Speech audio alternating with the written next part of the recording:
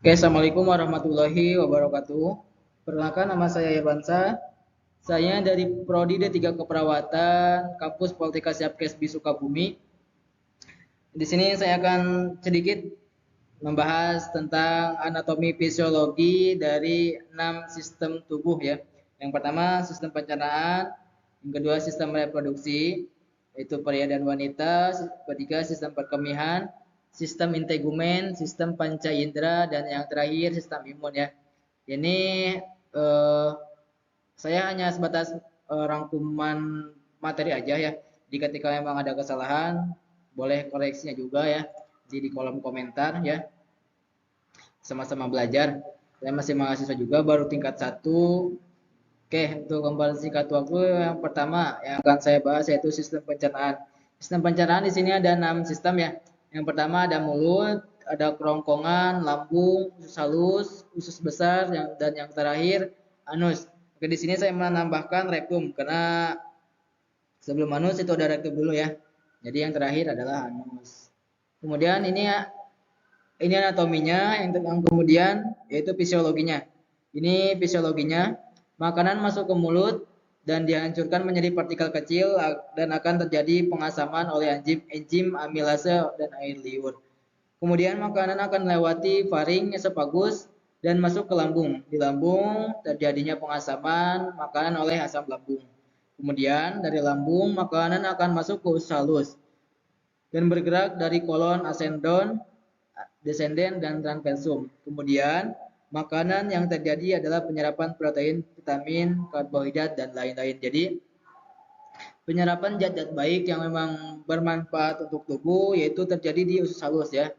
Jadi makanan-makanan yang masuk ke tubuh kita itu terjadi penyerapan zat-zat yang memang baik seperti vitamin, mineral, karbohidrat yang memang diperlukan oleh tubuh, dan itu terjadinya di usus halus. Kemudian masuk ke usus besar. Usus besar itu akan melewati duodenum, ileum, jejunum, dan yang terjadi adalah penyerapan cairan secara besar-besaran atau secara menyeluruh. Jadi ketika misalkan makanan sisa melewati usus besar dan mengandung cairan atau berair gitu kan, itu akan terjadi penyerapan di usus besar ya. Kemudian sisa metabolisme akan masuk ke rektum, dan di rektum terjadi pewarnaan feses ya, dan oleh zat yang namanya stercobilin, dan keluar melalui anus berupa feses gitu kan. Itu secara singkat tentang anatomi fisiologi sistem pencernaan ya. Kemudian lanjut sistem reproduksi. Nah, sistem reproduksi yang pertama yang akan saya bahas yaitu tentang sistem reproduksi pada pria. Oke. Di sini untuk anatominya saya bagi dua ya. Jadi ada bagian luar dan ada bagian dalam. Dan untuk bagian luar yaitu ada penis ya.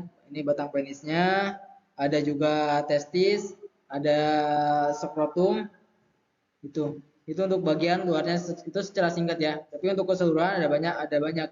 Ada prepuce, ada gland penis gitu kan. Namun saya rangkum jadi 3. Untuk bagian dalamnya yang pertama ada kelenjar prostat. Ada kelenjar prostat, yang kemudian ada vas deferens, dan yang terakhir ada kantung kemih ya, atau urinary bladder gitu kan. Nah, itu untuk anatominya. Untuk yang selanjutnya untuk fisiologisnya ya. Nah, ini untuk fisiologisnya, untuk fisiologis sistem reproduksi pada pria. Sperma yang baik yaitu dihasilkan 1 kali 24 jam ya. Jadi produksi pertama sperma yaitu dari testis. Nah, dari sini dari testis kemudian melewati epididymis kan, dari testis ke epididymis, kemudian dari epididymis produksi sperma yaitu kemudian ke vas deferens, ke atas ke vas deferens, kemudian masuk ke prostat. Nah, dari prostat akan terjadi termoligasi atau pemanasan. Makanya kenapa ketika sperma keluar itu agak hangat, karena itu terjadi termogilasi atau pemanasan yang terjadi di prostat, dan kemudian akan keluar melalui penis itu kan. Nah, itu secara singkat anatomi fisiologi sistem reproduksi pada pria. Kemudian, nah, sistem reproduksi pada wanita. Sama untuk anatominya saya bagi dua juga, ada bagian luar, ada bagian dalam juga. Untuk bagian luarnya ada labia minora, ada labia mayora, ada klitoris, terus kemudian ada sinfisis pubis, dan yang terakhir ada uretra. Nah, ini uretra. Nah, untuk bagian dalamnya ada ovarium, ovari, tuba fallopi, uterus, endometrium, dan yang terakhir ada vagina, kan? Ini untuk bagian dalamnya. Ini untuk bagian anatominya. Kemudian untuk fisiologisnya, ketika sperma yang masuk ke vagina akan melewati serviks. Nah, kan di sini melewati serviks. Kemudian dari serviks akan melewati endometrium dan uterus. Dan kemudian masuk ke tuba fallopi. Nah, di sini tuba fallopi, kanan ataupun tuba fallopi kiri, gitu kan. Kemudian akan bertemu dengan ovarium atau sel telur. Nah, dari ketika sudah bertemu dengan sel telur, maka akan menuju kembali ke uterus. Ke uterus di sini ya, baik lagi ke uterus, ke endometrium, dan akan terjadi pembuahan di bagian rahim ya. Di sini akan terjadi bagian pembuahan, dan yang terjadi adalah pembelahan meiosis, mitosis, dan akan kemudian setelah terjadi pembelahan meiosis, mitosis, dan akan terbentuklah sebuah janin ya. Janin selama 9 bulan baru keluar menjadi bayi manusia ya. Itu secara singkat anatomi fisiologi sistem reproduksi pada pria dan wanita. Kemudian lanjut. Nah, sistem urinaria atau sistem perkemihan yang akan saya bahas. Ini anatominya. Anatominya ada ginjal. Ini seperti kacang, ada ginjal, ada ureter, ada kantung kemih, dan yang terakhir ada uretra. Nah, ini uretra gitu kan. Nah, ini anatominya. Kemudian untuk fisiologisnya. Untuk fisiologisnya singkat saja, zat sisa metabolisme tubuh diproduksi oleh nefron atau ginjal kiri dan kanan, kemudian akan melewati ureter dan akan masuk ke kandung kemih, gitu kan. Di kandung kemih akan terjadi penampungan air sebanyak 150 sampai 300 cc gitu kan. Nah, kemudian akan terjadi miksi atau respon buang air kecil dan cairan akan keluar melalui uretra sebagai urin gitu kan. Nah, ini zat-zat memang yang tidak dibutuhkan oleh tubuh ya, kemudian akan ikut keluar sebagai urin gitu kan. Karena ini secara singkat anatomi fisiologi dari sistem urinaria gitu kan, atau dari sistem perkemihan. Lanjut yang akan saya bahas yaitu sistem integumen atau kulit ya. Anatominya ini singkatnya saja ya. Cuma anatominya saya bagi 3, ada epidermis, ada dermis, kemudian hipodermis atau subkutan. Sebenarnya untuk anatominya banyak gitu kan. Ada sensori neuron, ada kelenjar keringat, ada otot polos gitu kan. Ada akar rambut, kelenjar minyak, terus kemudian ada rambutnya juga gitu kan. Cuman saya ambil singkatnya saja. Jadi karena emang bagian-bagian pentingnya saja nih ya. Jadi untuk sistem integumen itu cuman untuk anatominya dibagi 3 ya. Bagian epidermis yaitu epidermis bagian yang paling luar yaitu paling atas, kemudian dermis bagian tengah. Itu kan bagian setelah epidermis itu kan bagian tengah, dan yang terakhir bagian paling dalam yaitu hipodermis atau subkutan. Nah, ini untuk anatominya. Selanjutnya itu untuk fisiologisnya.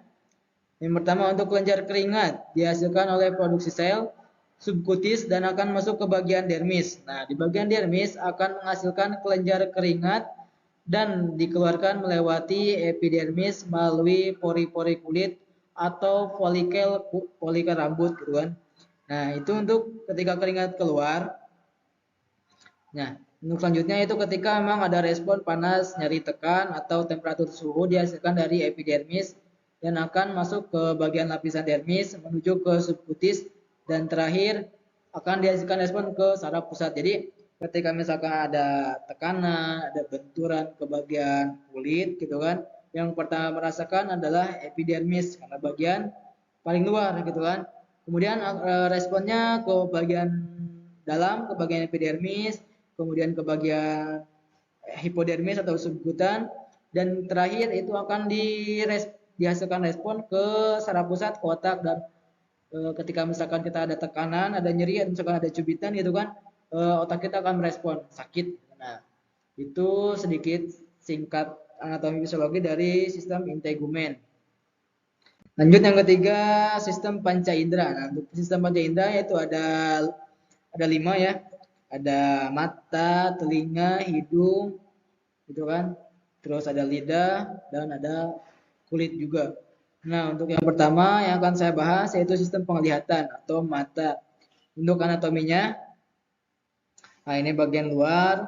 Yang bagian luarnya ada pupil, ada iris, boton, kornea, sklera, terus ada bulu-bulu juga gitu kan. Nah, untuk bagian dalamnya ada konjungtiva, bilik mata, lesa, pupil, iris gitu kan. Koroid, retina, makula, saraf optik. Nah, untuk bagian dalamnya gitu. Ini sedikit ya singkatnya dari anatominya dari mata gitu kan. Nah, untuk ini ya. Nah, ini untuk fisiologisnya. Untuk anatominya tadi sudah saya bahas ya, ada kornea, ada bilik mata depan atau anterior camber, sklera, ada iris dan pupil, ada lensa, ada koroid dan ada konjungtiva, kemudian badan vitreous dan ada retina dan saraf optik ya. Untuk fisiologisnya ya, ini untuk fisiologis dari mata gitu kan. Ketika kita melihat gitu kan. Penglihatan dimulai dari masuknya cahaya ke dalam mata dan difokuskan pada retina. Cahaya yang datang dari sumber titik jauh ketika difokuskan di retina menjadi bayangan yang sangat kecil. Nah, ketika misalkan ada respon, misalkan ada cahaya penglihatan gitu kan. Jadi ketika misalkan kita ada melihat sesuatu itu difokuskan pada retina gitu kan. Nah, jadi ketika misalkan dari bayangan tersebut, kemudian saraf pusat dan terakhir yaitu otak merespon apa yang kita lihat gitu. Ini untuk sedikit singkatnya dari fisiologi dari mata gitu kan. Untuk selanjutnya itu sistem penciuman atau hidung gitu kan. Nah, untuk anatominya di sini saya untuk gambarnya udah ada sebenarnya ada udah bagian-bagian ya. Untuk bagian-bagian hidung. Cuman di sini juga saya menambahkan anatominya ya. Ada bagian luar, ada bagian dalam. Untuk bagian luarnya yaitu frontal sinus, nasal bone, nasal cavity, nasal vestibule, terus ada palate, kemudian ada lips. Bagian dalamnya sphenoid sinus, superior turbinate, middle turbinate, inferior turbinate, adenoidefed, dan yang terakhir soft palate. Untuk singkatnya itu ada bagian hidung ya, ada tulang hidung, saraf pembau, ada saraf pembau ke otak, ada silia atau rambut hidung gitu kan. Kemudian ada selaput lendir juga. Nah, itu untuk anatominya ya. Ini untuk fisiologisnya ya. Untuk fisiologisnya singkatnya ini singkat ya. Saya ambil singkatnya aja ketika ada rangsangan bau masuk ke lubang hidung, dilanjutkan ke epitelium olfaktori, kemudian mukosa olfaktori, ke saraf olfaktori, kemudian yang terakhir ada ke talamus, ke hipotalamus, kemudian ke otak, dan yang terakhir otak akan merespon bau apa yang kita cium gitu kan. Nah, dan yang terakhir adalah ketika misalkan kita mencium sesuatu, otak yang akan merespon. Dan jadi kita tahu apa yang kita cium, bau apa yang kita cium gitu kan. Akhirnya kita tahu benda apa sih yang kita cium gitu kan. Apakah kotoran atau bau-bau minyak wangi gitu kan. Nah, kemudian selanjutnya sistem pendengaran. Nah, sistem pendengaran untuk anatominya di sini banyak ya, cuman saya singkat aja anatominya. Yang pertama ada daun telinga, saluran suara luar, gendang telinga, rongga gendang, dan yang terakhir rumah siput ya. Nah, di sini bisa kita lihat sama-sama ya. Ada daun telinga, ada infus, malas, saluran suara luar, gendang telinga, rongga gendang, ada jendela bulat, saraf ruang siput, ada saraf vestibu, saluran setengah lingkaran ya. Ini yang disebut rumah siput ya ini. Nah, ini gendang telinga gitu kan. Nah, ini saluran telinganya gitu. Itu untuk anatominya. Nah, selanjutnya ada sistem perabaan atau sistem kulit ya. Sebenarnya untuk sistem kulit tadi sudah saya bahas juga ya di atas di sistem integumen. Ini untuk singkatnya saja ya. Untuk ada epidermis, dermis, hipodermis. Karena tadi sudah saya bahas di atas untuk bagian ini. Jadi saya rasa tidak perlu saya ulang lagi untuk sistem kulit ya, untuk perabaan karena tadi di atas sudah saya bahas di sistem integumen karena materinya sama juga gitu kan. Jadi saya rasa saya nggak harus membahas ulang. Kemudian untuk sistem perasa atau lidah ya. Di sini untuk sistem eh, perasa ada untuk anatominya ada lingua tonsil, ini bagian base, ini bagian bodinya. Terus ada palatin tonsil, ada foramen, ada sulcus terminalis, ada median lingual sulcus, ya bisa kita simak juga bareng-bareng ini untuk apex of the tongue. Kemudian untuk fisiologisnya, makanan dan minuman yang telah berupa larutan akan merangsang ujung-ujung saraf pengecap. Kemudian oleh saraf pengecap, rangsangan rasa ini diteruskan ke pusat saraf pengecap di otak ya. Selanjutnya otak akan menanggapi rangsangan tersebut sehingga kita tahu apa yang kita rasakan atau apa yang kita minum, kita makan ya. Jadi kita tahu apakah ini rasa manis, asin, terus apakah pahit, apakah yang lain itu kan. Jadi kita tahu. Nah, kemudian eh, selanjutnya yang akan saya bahas adalah sistem imun. Untuk sistem imun, ya, sistem imun adalah sistem kekebalan dalam tubuh gitu kan. Nah, bisa kita lihat bareng-bareng. Di sini ada adenoid, ada timus, ada tonsil, ada bronkus, gitu kan. Nah, di sini juga ada bone marrow, ya. Sistem imun merupakan sistem pertahanan tubuh untuk melindungi dari berbagai mikroorganisme jahat penyebab infeksi atau penyakit. Jadi sistem imun ini sangat penting untuk tubuh kita ya. Jadi karena memang ketika misalkan ada sistem imun yang rusak, sistem imun yang memang abnormal, maka penyakit itu akan mudah masuk gitu kan. Misalkan tonsil atau misalkan kelenjar tiroid kita misalkan sudah abnormal misalkan itu penyakit-penyakit akan mudah masuk ke dalam tubuh kita gitu kan, maka kita akan rentan terjadi akan rentan terserang penyakit. Nah, baik penyakit apapun itu pasti ketika misalkan sistem imunnya rusak maka kita akan mudah terserang penyakit. Nah, di sini ada organ sistem imun berada di seluruh bagian tubuh, organ limfoid, misalkan organ limfoid rumah bagi limfosit, gitu kan. Kemudian jaringan limfoid primer, kelenjar seperti kelenjar timus, sumsum tulang. Kemudian jaringan limfoid sekunder berkapsul, misalkan kayak seperti limpa, kelenjar limfoid ya. Kemudian misalkan yang tidak berkapsul seperti tonsil, GERD, atau jaringan limfoid di kulit, saluran napas atau saluran kemih dan saluran reproduksi gitu. Oke, mungkin hanya sekian yang bisa saya bahas ya. Itu hanya sebatas pembahasan singkat, rangkuman-rangkuman yang memang apa materi-materi yang saya terima gitu kan, apa yang saya pelajari di kampus. Ketika memang ada kesalahan, ada sedikit perbedaan, boleh kita nanti sharing-sharing di kolom komentar ya, ditulis ketika memang ada kekurangan dari apa yang saya bahas ya. Mohon koreksi juga ya.